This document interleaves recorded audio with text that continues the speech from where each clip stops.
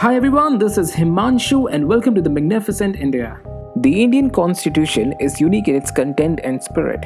Though borrowed from almost every constitution of the world, the Constitution of India has several salient features that distinguish it from the constitution of the other countries.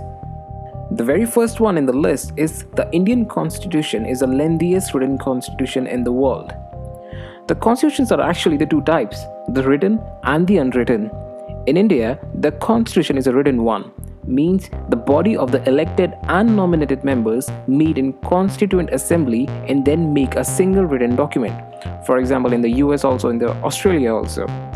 The another one is an unwritten one, which evolves out of the conflicts, conventions, laws, judicial verdicts, and so on. For example, in the UK, the New Zealand, etc. And the reason for the lengthiest written constitution is because of the geographical factors of the India, the vastness of the country and its diversity. The second one is the historical factors, for example, the influence of the Government of India Act 1935, which was pretty much bulky. The third one is the single constitution for both the central states except Jammu Kashmir. Now the 370 has been revoked, now it will be in the single one. The fourth one is the dominance of the legal luminaries in the Constituent Assembly. Secondly, the Indian Constitution has been drawn from the various sources. For example, the parliamentary form of a government and the rule of law from the British Constitution, the procedure established by law from Japanese, the Charter of Fundamental Rights, federal structure of government, electoral college to elect president, independence of judiciary and judiciary review from United States, the Directive Principle of the state policies from the Irish, the concurrent list and the joint sitting of the Parliament from Australia, the ideals of the liberty, fraternity, equality and republic from French Constitution, the quasi-federal form of a government, a federal system with a strong central government and the residuary powers with the centre, this we got from the Canada, the fundamental duties and the justice from the Constitution of the Soviet Union and the emergency provisions from the Weimar Constitution.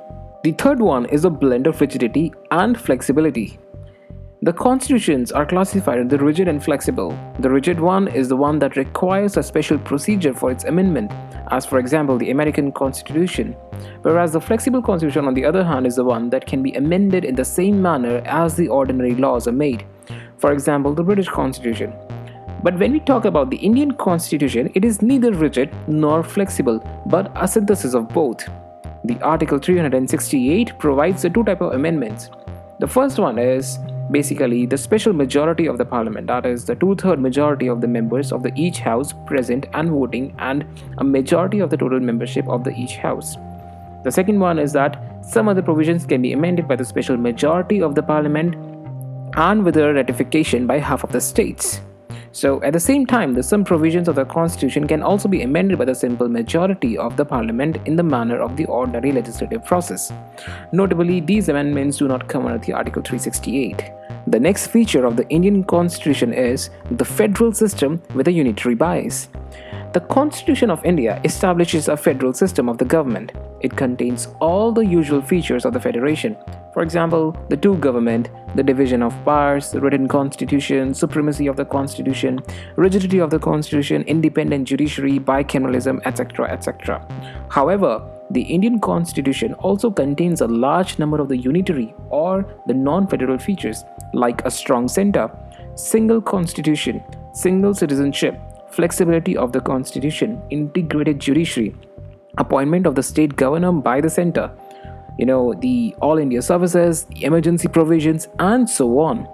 Moreover, the federation has nowhere been used in the constitution. Even the Article 1 clearly says that the India as a union of states, and it implies the two main important things. The first one, that Indian federation is not the result of an agreement by the states.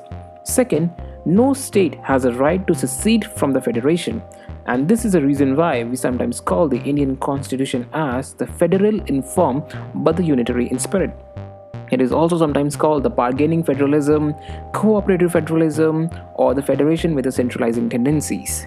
The next feature of the Constitution of India is the parliamentary form of a government. The Constitution of India has opted for the British parliamentary system of the government rather than the American presidential system of the government. The parliamentary system is based on the principle of the cooperation and coordination between the legislature and the executive organs, rather than the doctrine of the separation of powers between the two organs. And this parliamentary form is sometimes also called the Westminster model of the government.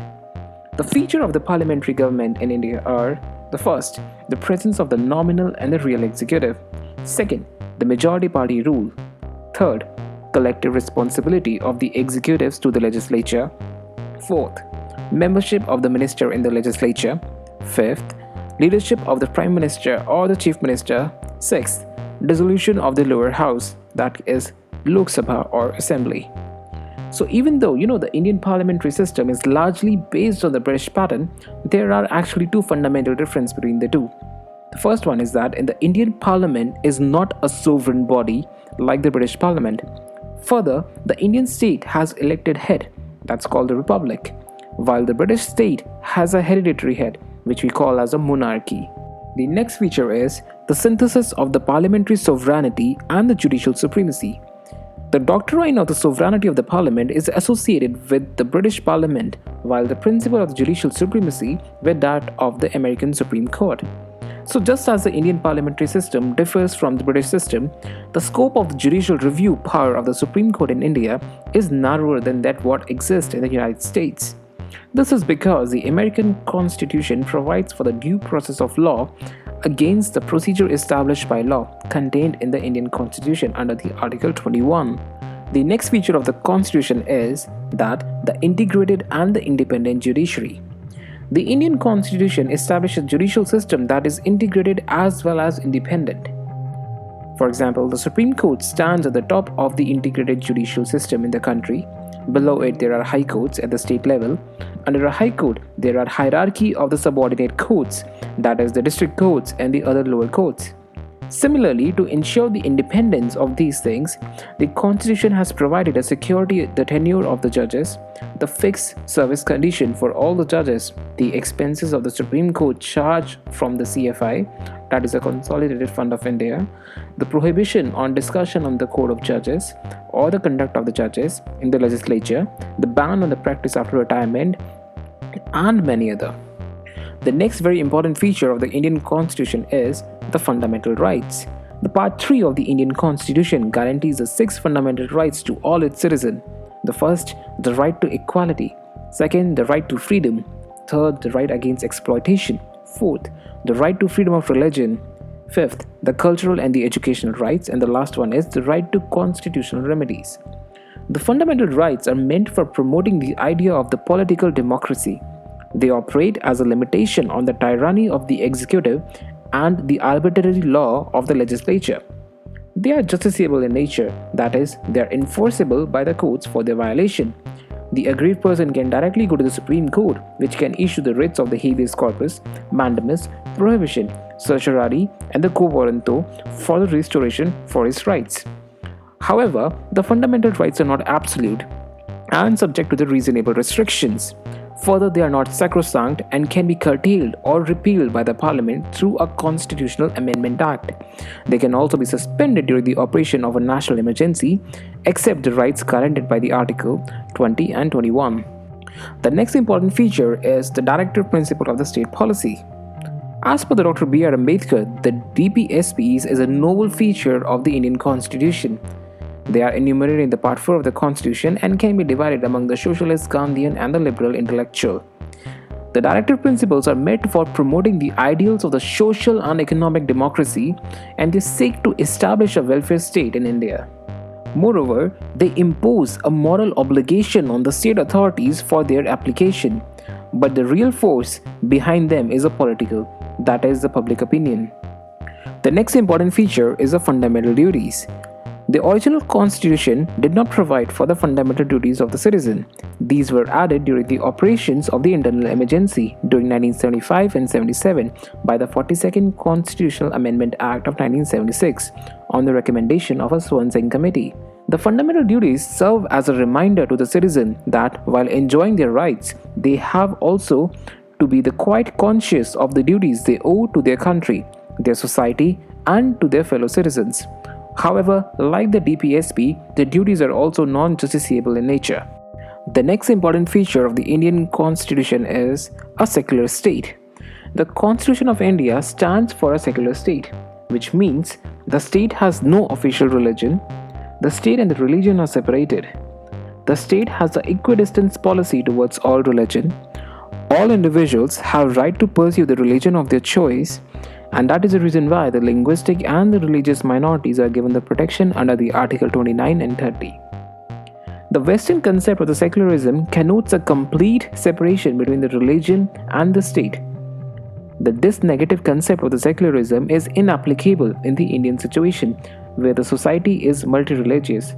Hence, the Indian Constitution embodies the positive concept of secularism, that is, giving equal respect to all religions or protecting all the religions equally. The next feature of the Constitution of India is the emergency provisions. There are three types of emergencies in India. The first one is the national emergency that is applied on the ground of the war or external aggression or the armed rebellion under the Article 352. The second is a state emergency, that is a president rule, that is applied on the ground of the failure of the constitutional machinery in the states under Article 356 or failure to comply with the directions of the center, that is under Article 365. The third type is a financial emergency that is applied on the ground of threat to the financial stability or credit of India under Article 360. During an emergency, the central government becomes all-powerful and the states go into the total control of the center. It converts the federal structure into the unitary one without a formal amendment of the constitution.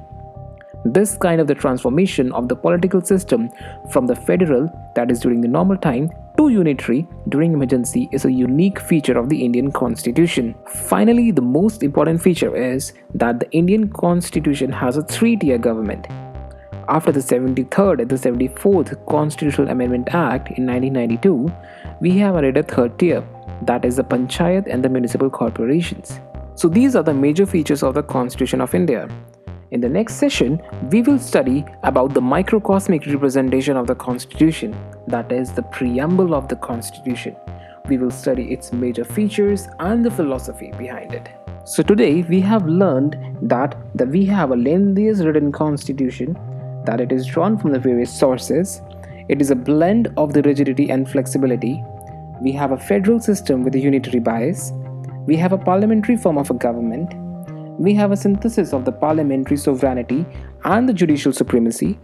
We have an integrated and independent judiciary, the fundamental rights, the Directive Principle of state policy, fundamental duties, secular state, and the most importantly, the emergency provisions and the three-tier government.